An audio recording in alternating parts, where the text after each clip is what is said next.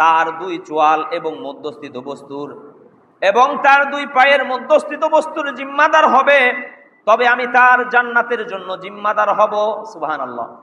নবীজি সাল্লাল্লাহু আলাইহি ওয়াসাল্লাম বলেন যে তার দুই চোয়ালের মধ্যস্থিত বস্তুর এবং দুই পায়ের মধ্যস্থিত বস্তু, দুই উরুরানের মধ্যস্থিত বস্তুর, অর্থাৎ তার জবানের যে গ্যারান্টি দিবে, যে তার লজ্জা স্থানের গ্যারান্টি দিবে, এই দুইটা জিনিসের যে গ্যারান্টি দিবে, নবীজি সাল্লাল্লাহু আলাইহি ওয়াসাল্লাম বলেন যে আমি তার জান্নাতের গ্যারান্টি দিয়ে দিলাম। সুবহানাল্লাহ।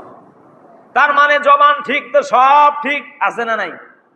জবান ঠিক তো আমি সত্যবাদী হয়ে গেলাম, জবান ঠিক নাই তো আমি মিথ্যাবাদী হয়ে গেলাম, জবান ঠিক নাই তো আমি চগলখড়ি হয়ে গেলাম, জবান ঠিক নাই তো আমি গীবতকারী হয়ে গেলাম, জবান ঠিক নাই তো আমি চগলখড়ি হয়ে গেলাম। এই জন্য জবানের গ্যারান্টি দেওয়ার দরকার আছে না নাই? জবানের গ্যারান্টি দেওয়া লাগবে, দুই পায়ের মধ্যস্থিত লজ্জা স্থানের গ্যারান্টি দেওয়া লাগবে। নবীজি বলেন যে ব্যক্তি এই দুইটা জিনিসের গ্যারান্টি দিবে, আমি মুহাম্মদ সাল্লাল্লাহু আলাইহি ওয়াসাল্লাম তার জান্নাতের গ্যারান্টি দিয়ে দিলাম। সুবহানাল্লাহ।